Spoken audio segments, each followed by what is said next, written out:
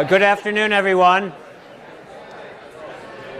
So now we're going to jump into the part of the course that I'd call the real core of the course, where we go into machine-level programming. And by the term machine-level programming, I mean when you're actually considering the individual instructions that get executed by the machine in response to your program. And there's really two forms of machine programs. One is the actual object code that runs on the computer. And as we'll see, that's a series of bytes that encode instructions that the processor executes. But because it's hard to look at bytes and understand them, there's various text forms to make it more clear. And one of those is assembly code that it used to be that's how people program machines, and nowadays it's what the target of a compiler is to generate assembly code. And I'll use those terms, when I say machine code, I sort of interchangeably mean object code, the binary form, or assembly code, the text version of it, interchangeably, because there really is a one-to-one mapping between them. But in case I sort of use a term like assembly code instead of consistently saying machine code, it's because they're really the same general idea. So this is sort of one place where this course, 213, 513, takes a particular perspective that's very different from done elsewhere. In the bad old days of computing, you would be required to take a course that was typically called assembly level programming, where you actually learn to write programs in assembler. And your assignments would be to do things like to sort an array of numbers or set up some kind of linked list data structure, just sort of low-level programming that nowadays you wouldn't even think of wanting to write in assembly code. And so people didn't really enjoy those courses very well. And so they got sort of largely cut out of the curriculum. But what our version of it is this is pretty important stuff to know as the sort of gateway between how you write your programs, say in C or any other language, and how those programs actually execute on a machine. So machine code is sort of the intermediate form there, the intermediate language, and you need to understand that to understand better what your programs are trying to do and what the machine is trying to do. So as a result of that, our perspective will be we won't actually write except in very, very small amounts. We're not going to actually sit down and write assembly programs in this course. But what you'll do is you're going to look at a lot of code that was generated by a C compiler, GCC, and try to see how does what came out of that compiler relate to what went into it. How does this low-level code implement the higher-level constructs that I was trying to express my program in? How are procedures, functions implemented in machine language? How are data structures such as arrays and structs? How are those implemented in machine code? So we're going to learn all of that stuff, and it takes a significant chunk of this course and a fair number of lectures to get through all that material, because there's really quite a bit. But I think it's, like I said, I think this is sort of the core of where this course is. And as you know, in this course, we only look at one particular class of machines, even though there's many more different machine-level programming possibilities out there. And we've chosen the 64-bit version of the Intel instruction set. So I'll go through a little bit of the history behind Intel and how it got to where it is. We'll look at sort of this idea of how does C code relate to assembly code, machine code, and so forth. We'll go through sort of the low-level basics that you need to understand of what machine code looks like. And then we'll actually take on and look at some real code, focusing specifically on arithmetic operations. So x86 is the sort of colloquial term for Intel processors. And the reason is that the first one was called the 8086. And then they kind of skipped 81. But then they went to 82, 86, and so forth. 83, 86. So the one thing in common was the 86, and so people just call it x86. And one thing that's important to this, and it will have influence on what the programs look like, is x86 is a language like English, that it's been an accrual, an evolution of different features layered on top of each other in not always the most elegant way.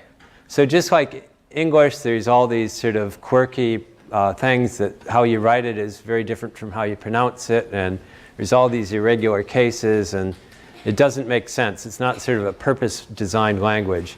It's the same with x86. It's a language that just got there because of a bunch of decisions that locally were probably the right thing to do, but globally were not.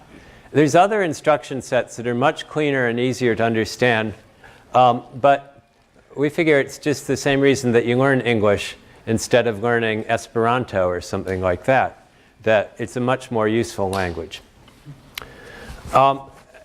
x86 is what sometimes was called a CISC.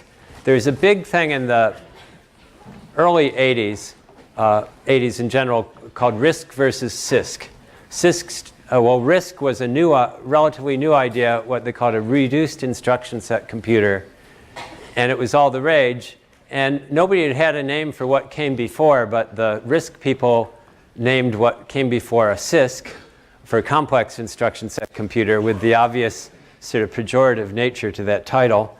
And so Intel is sort of the classic CISC architecture, meaning it has a ton of features.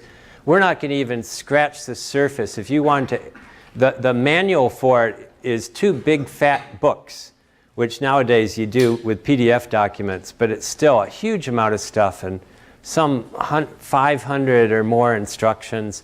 Everything from doing decimal arithmetic to even decimal floating point and all kinds of goofy stuff in there. But it turns out that you can kind of get a pretty good handle on it by focusing more on just what does the code look like that GCC is generating for the kind of programs that you typically write. And you should also realize that at many levels, this should not have been the successful design, because, as I said, it's just got lots of stuff on there. But Intel has been such a powerful company and had so much market and such better technology as far as semiconductors than its competitors that it's been able to kind of keep this thing alive for almost 40 years. This is pretty admirable. So just to give you a sort of time scale, as I mentioned, the 8086 was one of the first single chip 16-bit microprocessors. It came out in '78, and a slight variation on it was the basis for the original IBM PC, which I know predates most of you, your lives, but it was sort of the big breakthrough that put computers on the desktops of many people. And there's been many, many generations. I'm just giving you the highlights that are relevant to this particular class. The 386, which dates back to 1985, was the one that really made the transition from these being personal computers that could run not very interesting applications to ones that could actually run something like a Unix or Linux machine. And the reason is they extended it to 32 bits, and they removed some of the weird addressing stuff that used to be in there, so that these look like sort of a generic processor. And that was clear back in '85, and that was what's sometimes called IA32, Intel Architecture 32, which was the dominant way of code up till just even a few years ago. So even up as recently as this past summer, this course was teaching IA32. And then and I'll talk about it more later, there was a reason and a strange story behind the extension from 32 to 64 bits, which kind of was sneaked in by Intel in an odd model, the Pentium 4e, but you see it was only about 10 years ago. And one of the smart things they did with that is that the machines that can run the 64-bit code can also run 32-bit code. So they were able to sort of bring out all these machines without everybody having to change over their software. And it's taken about that amount of time for the software to largely transition away from 32-bit code to 64-bit code. And then for actually fairly interesting reasons, you could map how fast a single processor would run, and it was climbing up at a pretty steady pace until around 2004. And then Intel and all the companies got into serious trouble with the power consumption of their chips. They're approaching 100 watts, so imagine a 100-watt light bulb and how much heat that generates inside of a box that you try to blow a fan on really hard to keep it from getting too hot. And they were reaching the point where they really couldn't go much beyond 100 watts, and so they sort of got into a power budget problem. And as a result, they haven't been able to scale up the frequency, how fast the inner clock that drives this thing is, beyond just a few gigahertz since 2004. So what's happened was they said, well, we can't make any single processor faster, but we can put a bunch of processors on a single chip. And those are referred to cores or multi-core. So most of you with laptops probably have 2 cores on those, on a laptop processor, and a server might have up to 16 cores. So those are independent processors that are all reside on a single chip. The SHARC machines date back to 2008, and they are each have 4 cores on them. The SHARC machines, the one thing about computers haven't really gotten that much faster in the meantime, so they're still fairly, and they were in their day a very high performance machine, so they're still pretty decent. This shows a picture of the chip that makes up I think the SHARC machines, or approximately that same era. And you'll see that as the picture shows, there's 4 cores are integrated onto one chip, and then down at the bottom is what they call a cache, and we'll learn a lot about cache memory, but it's basically a temporary memory used to hold the most recently accessed data so that you can get to it more quickly. And you'll see that that's shared across the 4 cores. So if you look at the latest, if you were to go off shopping in the catalog, the latest instance, and I don't have any chip pictures of it, is a model they call the Broadwell model.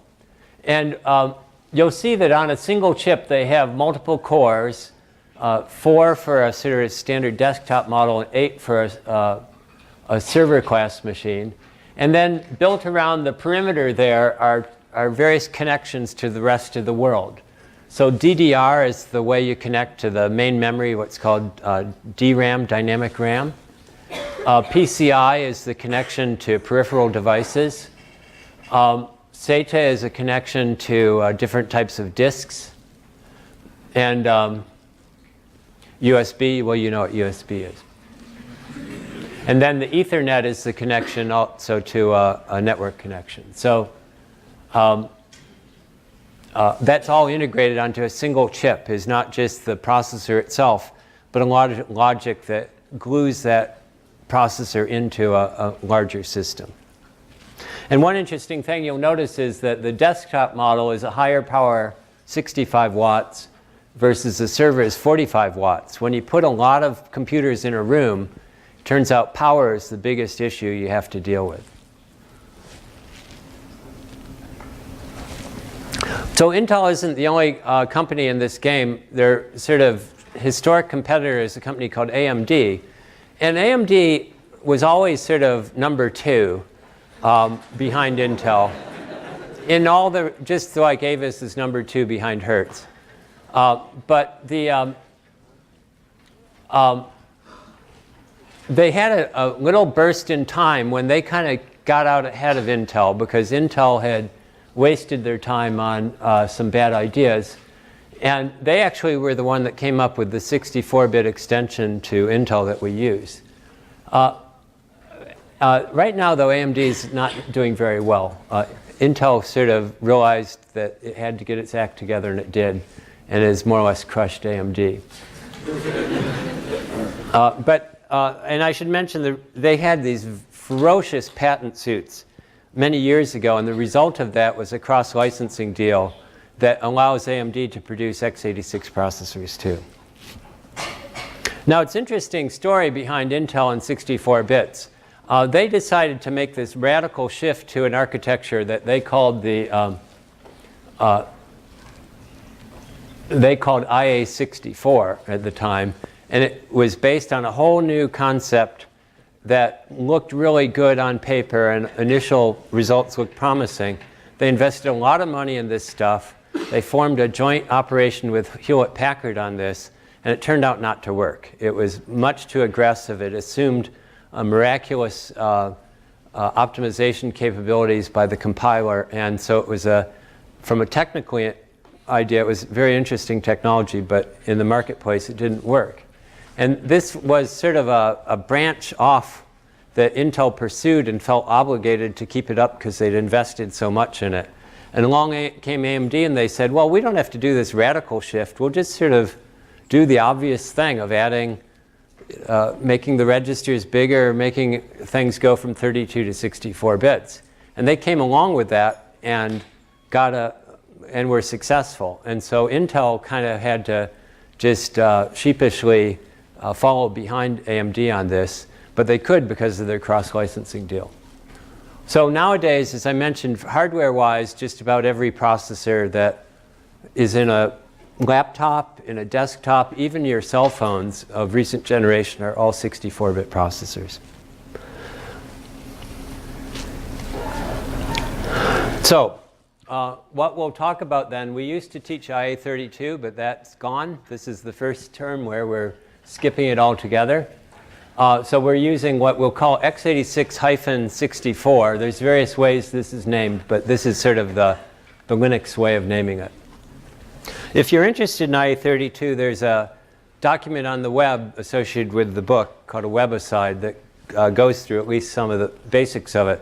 But to really read that, you need to learn the 64-bit because it assumes you kind of already know that.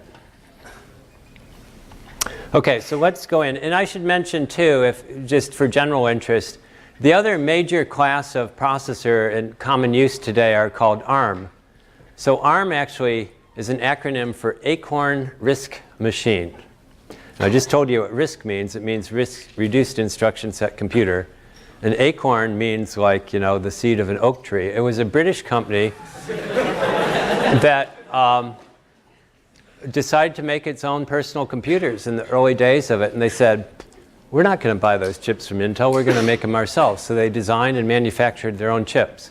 Well, as a company, a computer manufacturer, it was a complete bust. But it turned out that they'd come up with a fairly good instruction set that was sufficiently simple that it could be put on chips. And better yet, it could be customized. So ARM is now a company of its own, headquartered in Cambridge, England. And the reason why, part of the reason they're successful, therefore, is because it tends to be a lower power requirements than an x86 machine because it's simpler. But the other is that they don't actually sell processors. They sell companies the rights, the licensing rights to use their designs. And so if you look at like a cell phone processor, the actual ARM processor is a little tiny part of it on the chip. And then they'll have other stuff to make the graphics go better, to improve your phone calls, and so forth. And so they're really selling what intellectual property as opposed to chips. And so we've gotten various inquiries, when are you going to start talking about ARM in your book or your course or something? And we go, it would be another book to write to do justice to ARM. It would be like a whole redo of the thing. And we're not inclined to do that right now. But just so you know, there's sort of two worlds out there. x86 and ARM are the dominant players right now. So let's talk some terminology. And you've probably heard some of these terms before, but let's make it clear. So when we talk about the instructions, the instruction set that's the target of a compiler, to give you a series of instructions that tell the machine exactly what to do. But it turns out that the hardware people have figured out all kinds of clever ways to implement instructions. Some of them are really fast but take a lot of hardware. Some are pretty slow but don't take much hardware at all. And so they managed to create this abstraction that's called the instruction set architecture, which is what the target of a compiler should be, and then let the hardware people figure out how best to implement it. And then so that's a concept actually that came along in the 1960s. So that's even before my time, as far as a computer person. But it's a very important concept in the world of computers.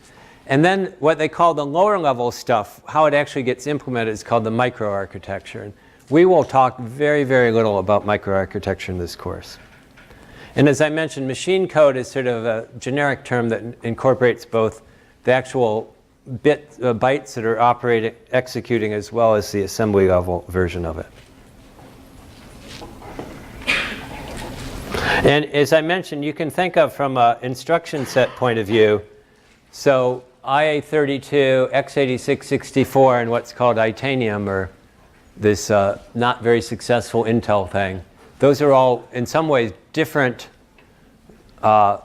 instruction set architectures. ARM, actually, similar to Intel, has gone through various different generations. So there's various different generations of its instruction set.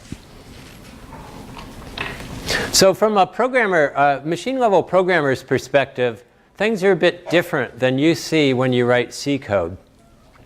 First of all, there's some very visible parts of the machine state that you can examine and test and operate on, and you must, in fact, that you would never understand what those are if you're just thinking in terms of C.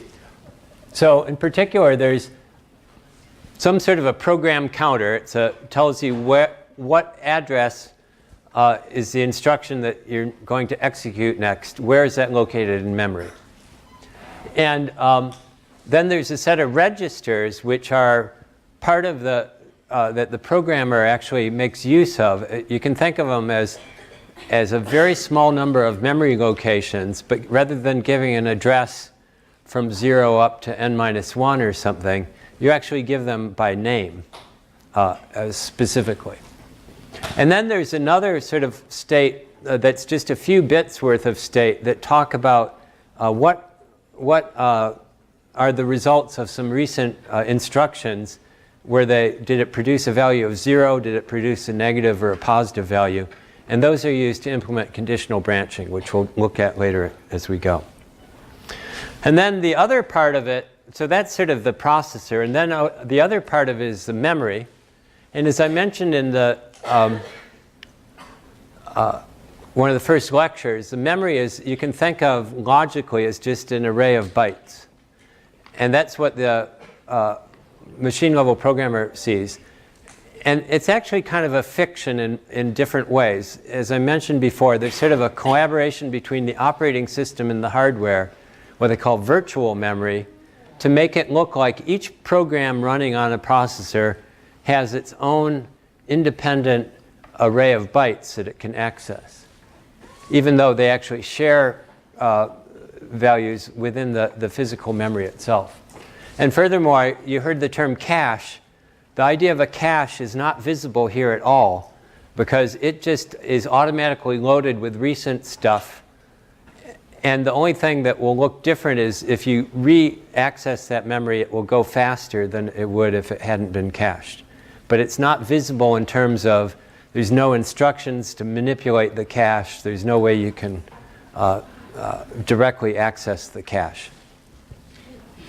So you already see that it's already abstract. It's got some more details of real hardware, but underneath it, the sort of microarchitecture level has some features built into it that you're not operating on, you're not making use of directly when you write machine-level programs. So if you have a program then, say in C, it would typically, on a larger program, it will include multiple files, and it will make use of some library code. And so the process of compilation is actually a series of steps that will take what you've written for code, turn it into machine code, combine it with the compiler-generated code for the libraries, and produce finally a file that's your actual executable program. And so that's shown here in this picture, that the first step is to take C and actually generate assembly code from it. And then the next is to run that through an assembler, which takes the text representation of instructions and turns it into the actual byte level representation. We'll look at all this shortly. And then there's a program called a linker, which merges together all the different files for both your individual file, their compiled versions, and for the library code. And then finally, there's even once you run a program, there's actually some libraries that get imported dynamically when the program first begins. So it's a sort of many-layered set of activities. And I'll go through some of these one by one for you. So for example, here's a not very interesting function in terms of doing anything useful, but it sort of demonstrates the basic ideas of compilation. And if I run this through a C compiler, I get something that looks like what's shown on the right. And that's assembly code. And just to give you an idea of what it is, it looks like a sort of strange language the first time you see it. But you'll see those %R something, those are the actual names of registers. Remember I told you there's registers that you give by name. And then those instructions are telling it to do something. Push Q means push something onto a stack. Move means copy it from one place to another. Call means to call some procedure. Pop is the counterpart to push. And then ret is exit, return out of this particular function. So you see each of those is an instruction. And it's written in text. But each of those will turn into one actual instruction in the object code representation. So I should tell you that this is actually a slightly cleaned up version of what really happened. So let me show you the reality, because you'll be experiencing that a bit more too.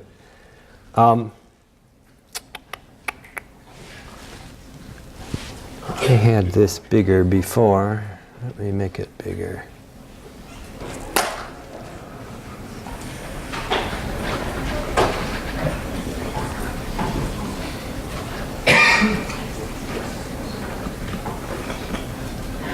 Blow this up so that you can see it. Can you see it in the back there? Bigger? Better?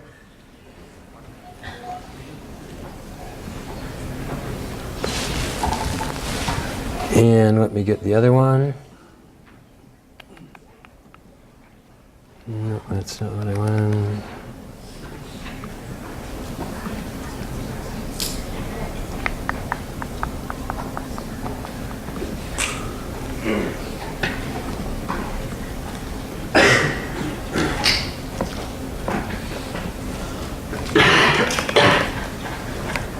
And I've already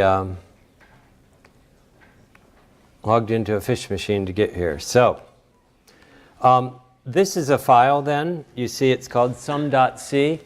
And I'll mention that all of these programs are available. You can see the whole, /AFS is my own personal, and all that first stuff is my own personal links. But once you get to the class web page, www/code/ and then it's all given by which particular lecture it is. I think these are linked on the home page too. And you can see various files there that are used for the demonstration. The C files are obviously the programs that we typed in. And then ones that have an S at the end, that's assembly code. One that are D are what's called disassembly.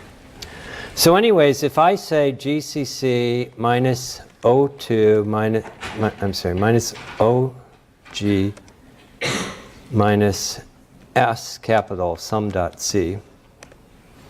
That, what I did was just tell the compiler to take the C code and turn it into assembly code. So when you invoke GCC, you're actually invoking it not just one program, but a whole sequence of programs that do various stages of the compilation.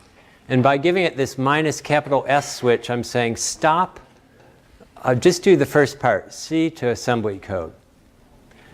And the minus O little g is a specification of what kind of optimization I want the compiler to do. So if you don't say anything, if you just don't give any directive, it will generate completely unoptimized code, and it's actually very hard to read that code. It's very tedious the way it works. If you say minus O1, which is what you used to do, to turn on the optimizer, it turns out that as GCC, as they've gotten more advanced, it does a lot of optimizations now that, for the purpose of this course, make the code pretty hard to understand. So it just, with one of the most recent generations of GCC, came out with this level called G for debugging. That's a nice, for this course, purpose of this course, a nice level that it sort of does the obvious kind of optimizations to make the code readable without being sort of extravagant in trying to rewrite your whole program in a way that would make it a lot different and hopefully more efficient. So that's what we'll use in this course. It only exists in the recent versions of GCC. It's non-standard across other compilers. Question? Just one question. Is that a 0 or like an F? No, it's an O, capital O. It stands for optimize. So what that command just did was produce a file called sum.s. So let me show you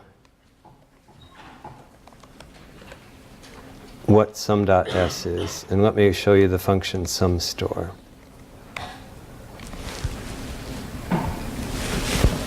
Can you see that then? Okay.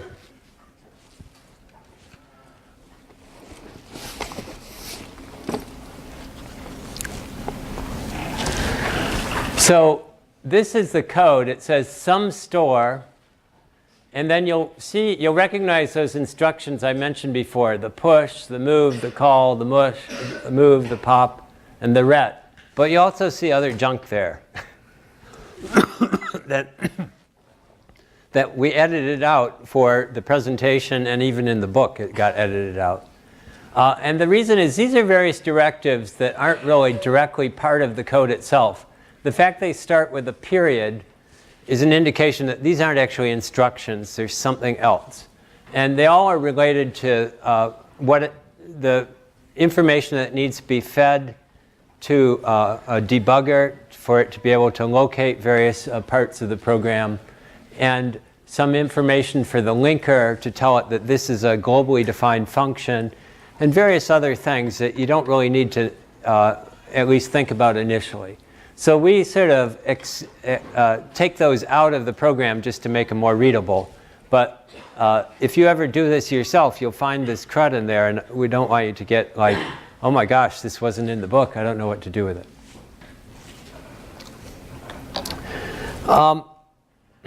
So let's go back.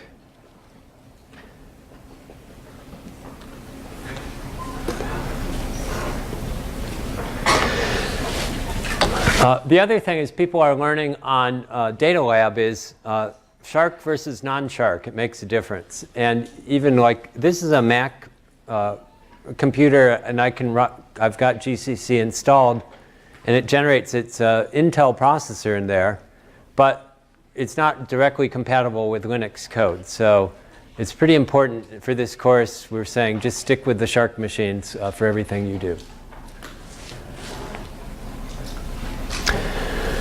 So what are some characteristics then of assembly code, especially how do they differ from C? Well, first of all, there's a number of different sort of integer data types of size 1, 2, 4, and 8 bytes. In integer data types, they don't distinguish signed versus unsigned in how it gets stored. And even an address or a pointer is just stored as a number in a computer and doesn't have any special significance to it. A floating point is handled in a very different way, on the other hand, with a different set of registers that I think we'll talk about very briefly in one of the later lectures. The program itself is in x86, it's just a series of bytes, and I'll show you some examples of those. And things like arrays and structs and things that you think of as fundamental data types don't exist at the machine level. They're sort of constructed artificially by the compiler. And later in the course, in these lectures, we'll cross over into how that's actually done as well. So some of the things you know about in C exist here, and some of them are sort of have to be built up in layers on top of the assembly level program. So the other thing about assembly level programming is each instruction is very, very limited in what it can do. It can move data from a register to memory, or it can do an addition or a multiplication or something like that, but it can really basically only do one thing. And so you have to write a whole, if you were writing it by hand, you'd have to write a whole series of instructions to get anything done. And that's part of the reason why it's really much better to let the compiler do that. And we'll also see there's sort of how things like do loops, while loops, conditionals, switch statements, those are all built up on top of some other lower level features in the instructions. So for this function, sum store, actually it gets encoded by a total of 14 bytes. And so one thing about x86 is some instructions are as short as 1 byte, but others can be as long as 15 bytes in the encoding. And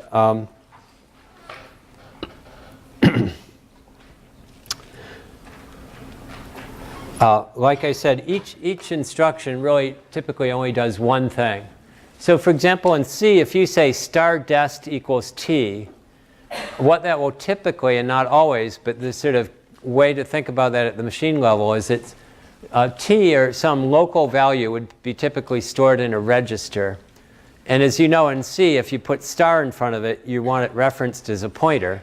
And if that reference is on the left, you want to store a number, a value, at that place where you're pointing to. So what would typically happen is dest, the actual pointer value, would also be stored in a register. Here it's in register RBX. And I use a move instruction to say, take the value from one register, which is called RAX here, and store it in the memory location that's specified by another register. So you see the idea. We'll go into more detail about all these register names and what the parentheses mean, but you get the rough idea that a move instruction is saying, can refer to either a register or a memory location. And the actual object code representation of this is just 3 bytes, where the first byte tells it that it, and we won't even talk much in this course about how the instructions are encoded. Won't generally let programs do that for us. But in this case, it only takes 3 bytes to write that particular instruction. So how can we know that kind of stuff? How can we figure out that level of detail? Well, there's some really useful tools that let you examine machine code even if you don't have a copy of the original C file or even the assembly code file ahead of time. And there's one called a disassembler. So an assembler goes from this text version of instructions to a byte level representation. And a disassembler just reverses that. It says, here is a series of bytes. And I, the disassembler, know that this particular byte sequence is a move instruction. And so it will now print out on the screen to say, oh, that was a move instruction. And so it basically reverse engineers from the object code back to the assembly code, or something sort of like the assembly code. You'll see it lost Well, it's very slightly different. One thing also to notice I should mention about assembly code is all those, all the names I used, all the names of variables are completely lost at the assembly code level, or at the machine code level. Things are just, they're in registers, they're somewhere in memory. The program has no understanding of your original source code at that level. And so the disassembled is just a way to go backward. And you can do that yourself, and you'll find that useful in various contexts to do that yourself. Things kind of monkeying around maybe. So if I compile the sum program,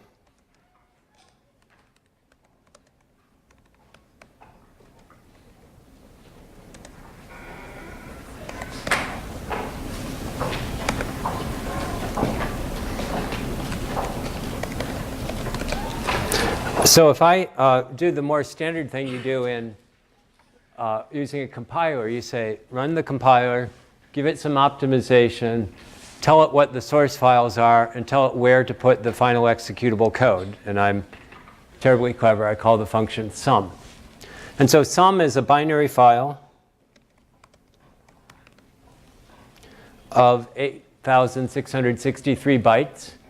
You'll see off on the left it's marked as executable. And it actually works. I can add numbers together with it. So that's your sort of standard executable program. Excuse me. And if I run a program called object dump and ask it to disassemble, it can do various things. It will spit out a disassembled version of the program, and it will fly by on the screen. But if I redirect that to some file, which I already did, I'll remove the old one.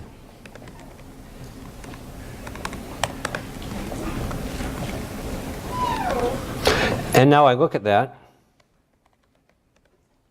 you'll see that it has what I described as is the disassembled representation of the program, including some files that you didn't, some functions that you didn't write. It has ones that are sort of the low-level functions that are used in the initial startup of a program called init.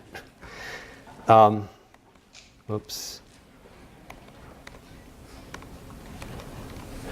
But here, somewhere in the middle of it, you'll see, lo and behold, is that program, that function sumStore that got compiled.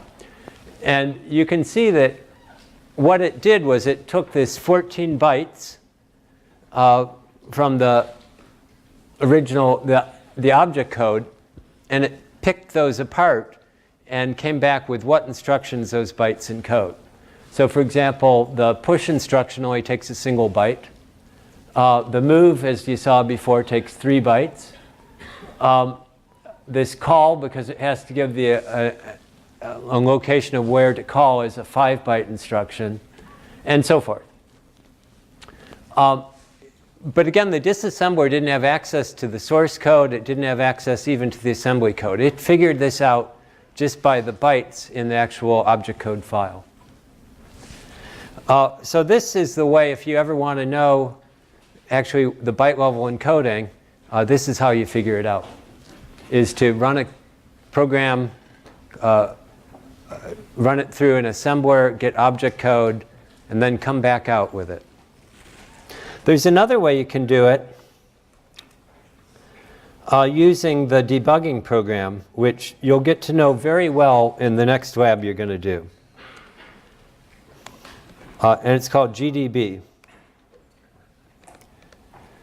And GDB is a very powerful debugging program that you can examine, step through, and operate on programs in. And again, you can, if the source code for it's available, it will make use of it. But it also can be used on programs for which there's no source available. But one of the features is the ability to disassemble functions in there. So if I say disassemble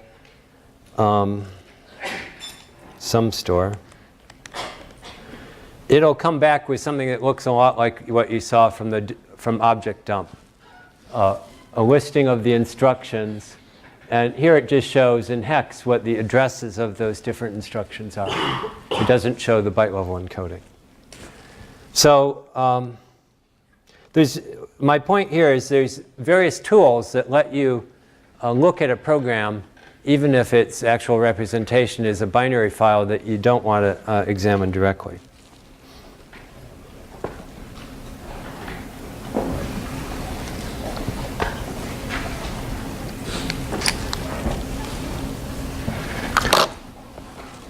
Let me just plug this in.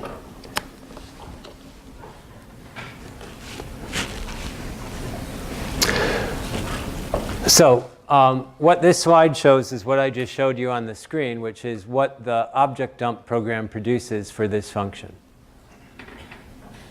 And this is a version showing what GDB would show you for it. And with GDB, if you want to actually get the bytes out, you can do that. You can basically, for any address, you can just give an address and tell it to display some number of bytes. And so this rather cryptic command to GDB says examine 14 bytes in hex format, starting at the address of the function SumStore. And it produced something that looks like what you see on the left. In fact, disassembly is a tool that can be used as part of any reverse engineering tools. And I used to demo this by showing a disassembly of the windows of Microsoft Word. I had a PC back then, not a Mac. But some people, and you know our slides are online, and so we got some nasty grams from people saying, you know, you're violating the Microsoft end user license agreement when you do that, because you're supposed to, you don't know this, but remember all those click through I agree things that you never read? One of them is, I agree not to try to reverse engineer any Microsoft product. So this would technically, so I've sort of just for modesty, I blanked this out. But you can actually do it. If you can find where the file is, it's sort of obscure where the actual executable files of an application are. My point is that Word, like any other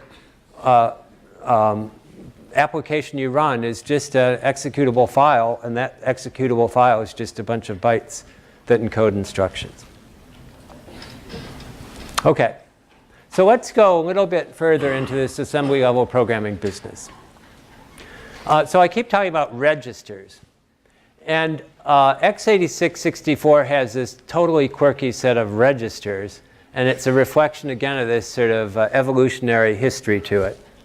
But you'll see that there's 16 registers that you can use to hold integers and pointers. And some of them have these sort of alphabetic names, and some of them have numeric names. I'll show you why in a minute. And also for each register, if you use the sort of %R name of it, you'll get 64 bits.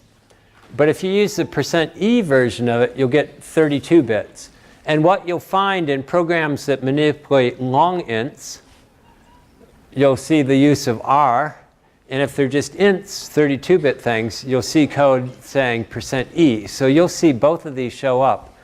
And it's fairly important to remember that the %E version is just the low order 32 bits of a larger %R entity.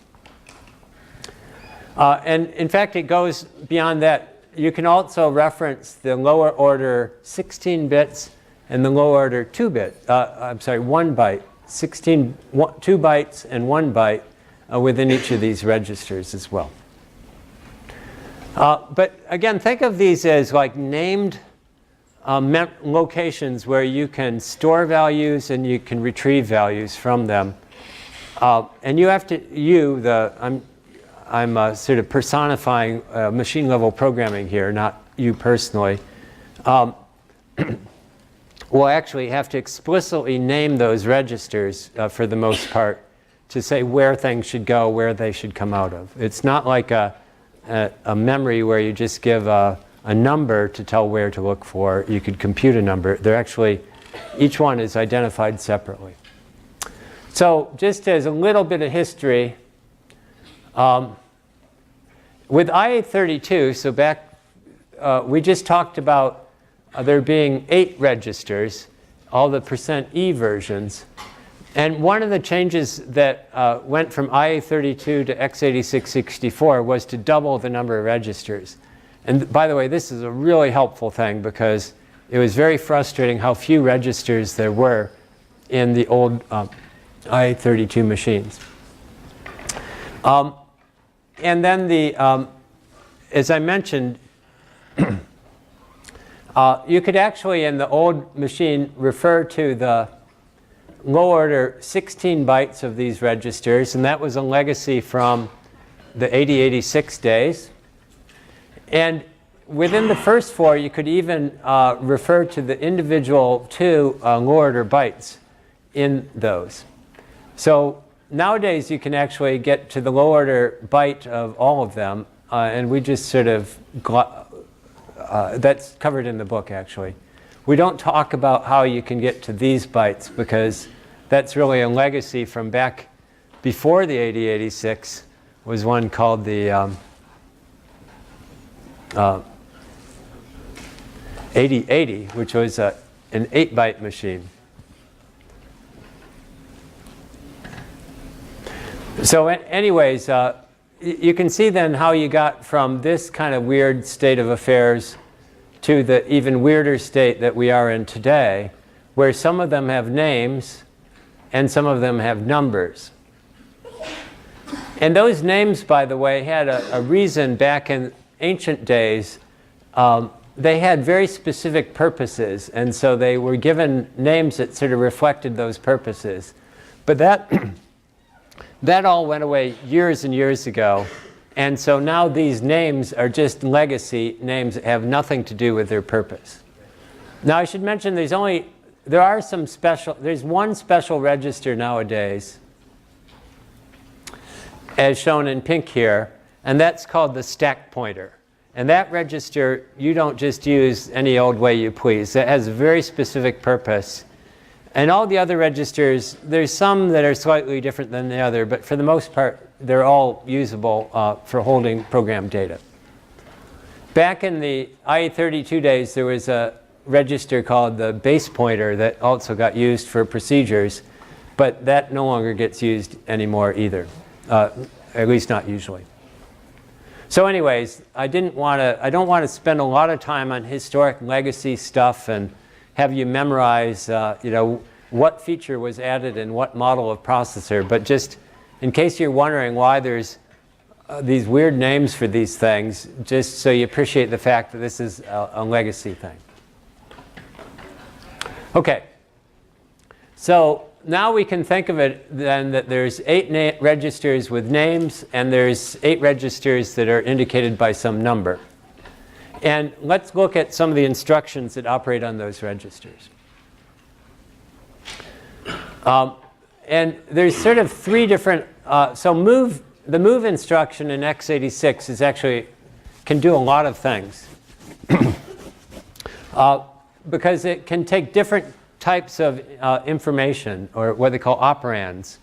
So the source is where you're copying from the source to the destination. The source can be some what's called immediate. It's actually a number that's baked into the program that you want to copy into some other location.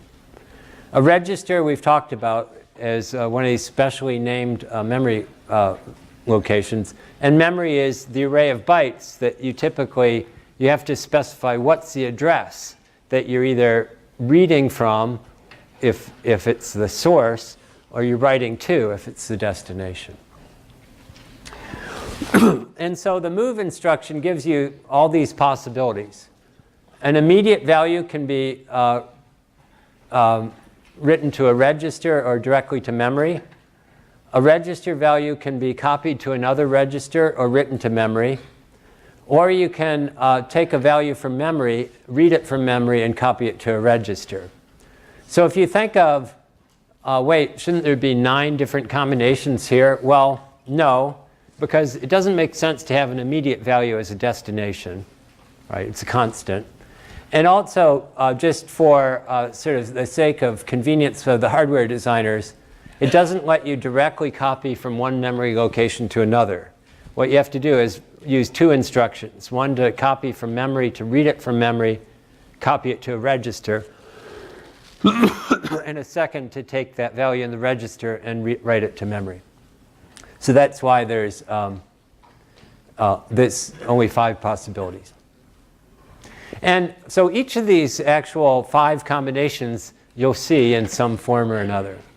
So for example, if I take a constant value and copy it to a register, it's a little like, you can think of registers as sort of the temporary data that you're operating on right now.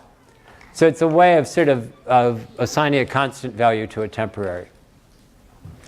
Similarly, if you have a memory as your destination, it's like storing a constant value in memory somewhere.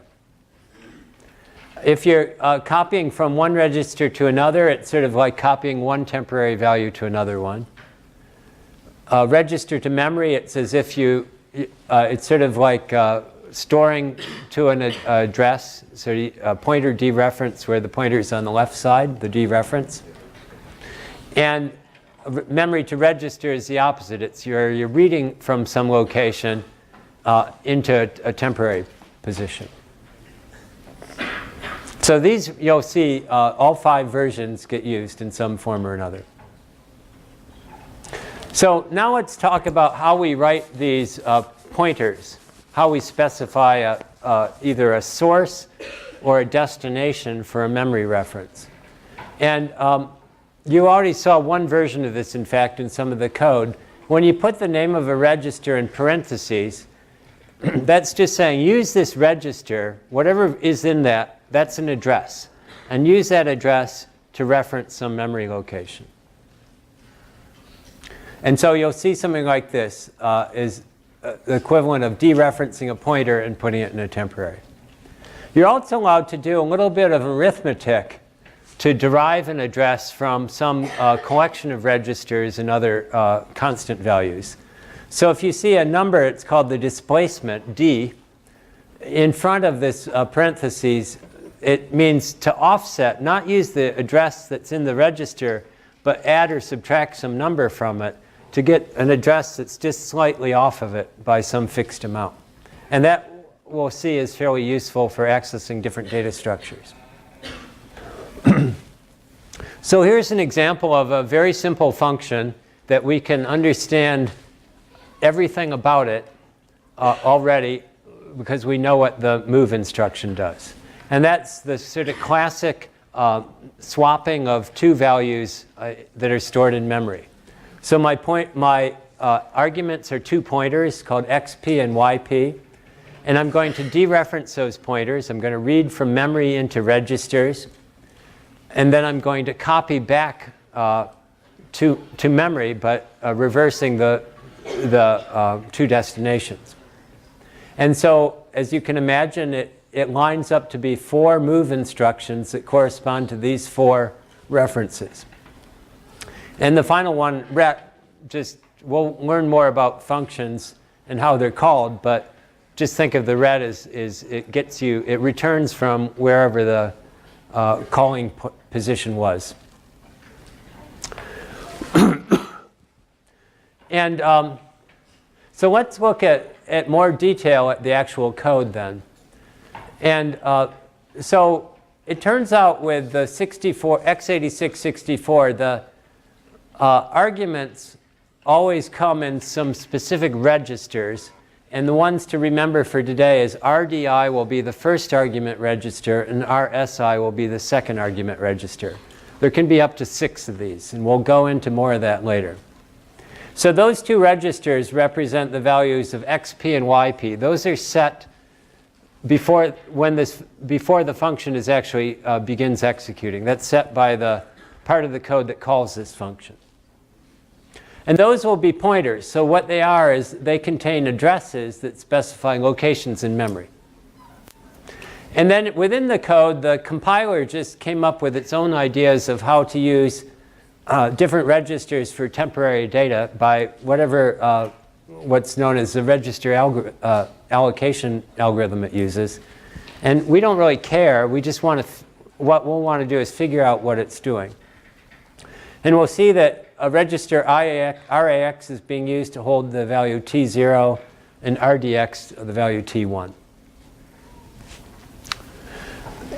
So let's get actually concrete here. And this is very detailed, but I think it's important that you understand sort of, you can almost simulate the execution of some instructions by yourself. You're going to really have to know this stuff. So what each of these instructions is doing and how it works, and really have that wired into you pretty well. So let's make up an example. Let's imagine that the two addresses that are used for these two pointers are in hex 120 and 100. By the way, those would not be typical addresses. They're way too small a number, but it's much easier to use them as an illustration. And let's suppose that one of them held the value 1, 2, 3, and the other 4, 5, 6. So the first instruction says, use RDI as an address, copy from that memory location, and store the result in register RAX. So RDI is 120. I'll read from that address. I'll read the value 123 and store it in register RAX. These are all, by the way, 8-byte values. And I'm just sort of glossing over that part of it. But the Q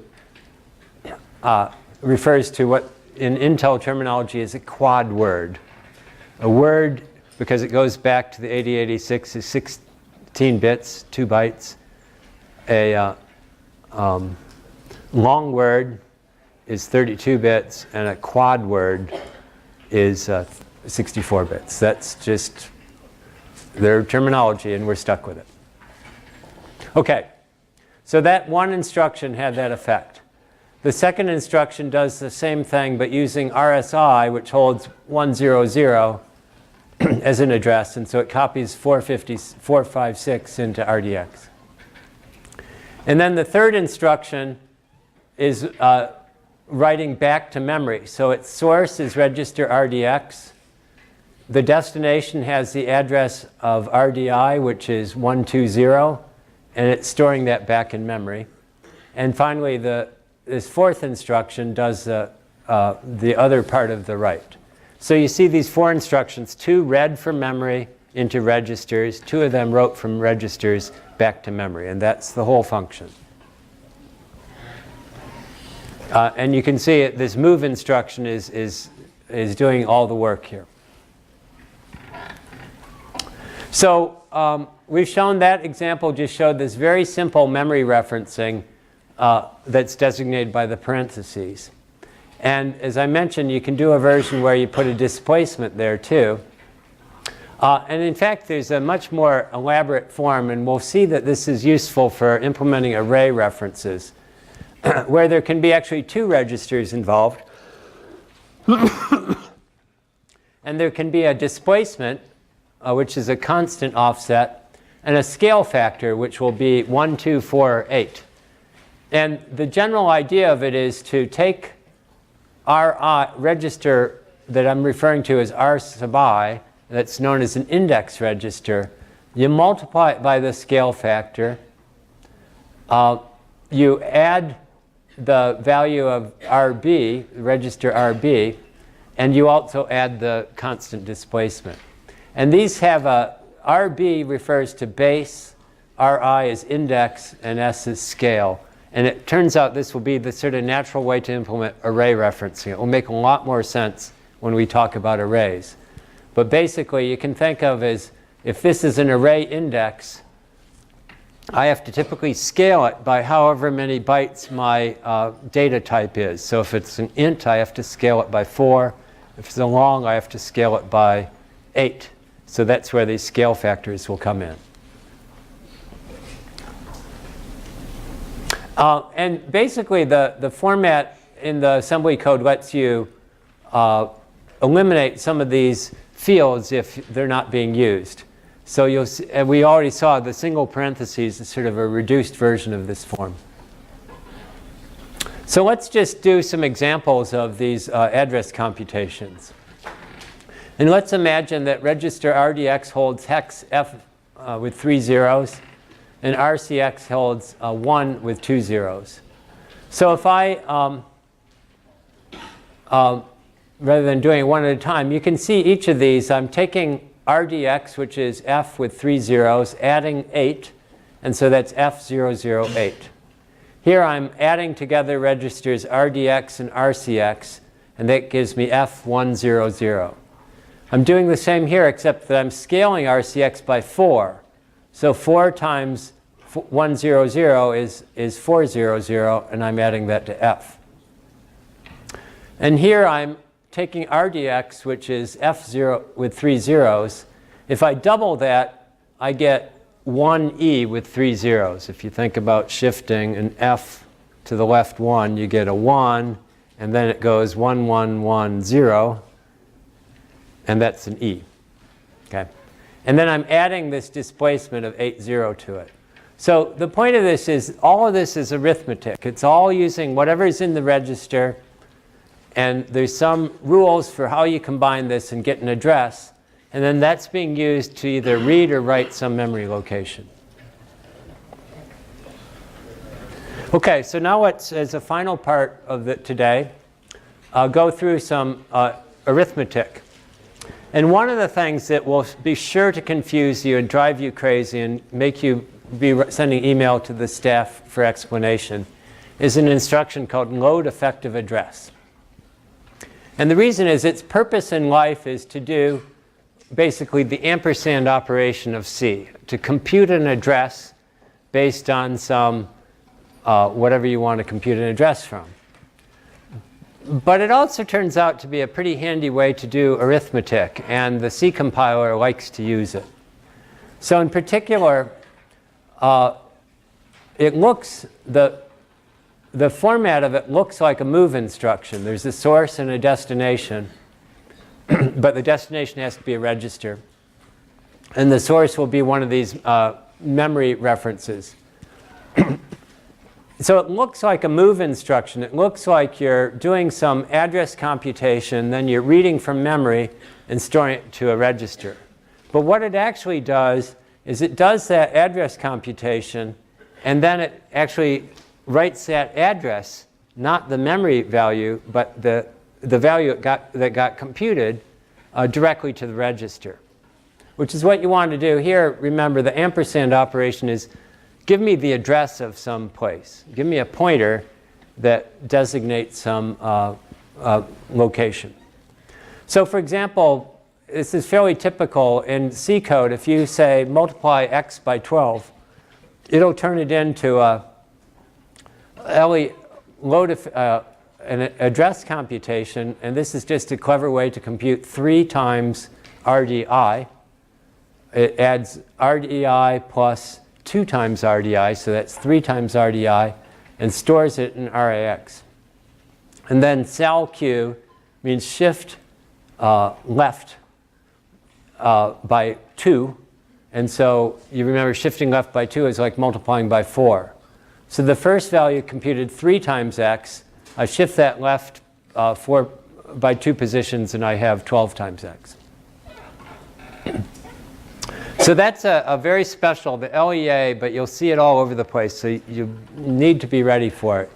These other ones look more like what you'd expect for arithmetic instructions. They have names like add and subtract and multiply and so forth. And they all have the same general format, that they have 2 arguments. And what's called the destination is actually also a source. It's a little like in C, if you say x plus equals y, it's saying take the value of x, add the value of y, and then store the resultant x. And now the destination is like that. The other thing that's weird is that the operands are in the inverse order from where you'd expect them to be. So the source comes first and the destination comes last. And that's important to remember. And other thing, you'll see that there's nothing special here, whether it's except that this is a arithmetic shift and this is a logical shift, of whether it's a signed or unsigned value. Because you remember the bit level behavior of these two instructions is the same. And then there's a series of instructions that are used that are just take one operand: increment, decrement, negate, and not. Not is like the tilde operation in C, not the exclamation mark. So those are the basic instructions. And again, now we can actually look at some programs and understand them. And here's one that just does a bunch of junk of arithmetic instructions. And it converts into the following assembly code. And you see it's using this LEA instruction multiple times to do addition in various forms. And it also has shifting, and it has multiplication. You saw in the original code, I just have addition and multiplication. Here I have various instructions. I only have one multiply here, whereas I had two there. So the compiler is sort of scrambling things around, trying to find clever ways to implement what you're asking for using less expensive, less time-consuming instructions. And if you sort of go through this code carefully, what you'll find is that this instruction here corresponds to this computation of T1. It's adding two values and giving it a new name. It's putting it in RAX. Similarly, this one is adding Z to T1 and storing it back in RAX. The x plus 4 doesn't show up directly here. It turns out what it does is it jumps right ahead to here, and to multiply y by 48, it does it by first computing 3y, like we saw before, and computing, shifting that left by 4, because 3 times 16 is 48. And then the 4 here that's in x plus 4 actually shows up here. It just uses the displacement field of this computation to add 4 to some other values. And so this is labeled, and these comments show how these correspond to the program, and these registers show it. So the important thing to get from here, you will want to actually go back through this and make sure you believe that the comments are correct. But it's very important for you to figure out this LEA instruction. Otherwise, you're just going to be hopelessly confused. And it's also important to understand that the code that gets generated will correctly implement your C function, but it might not exactly replicate at a low level the exact sequence of operations you specified at a high level. So that will, just to summarize then, you've already gotten a glimpse then of what this very odd world of machine programming is and how different it is from C code already. So you've already seen that x86 is weird. Like I said, it's English. It's not Latin. It's not well designed. And, but you just got to deal with that. So that's your beginning to machine level programming. Thanks a lot.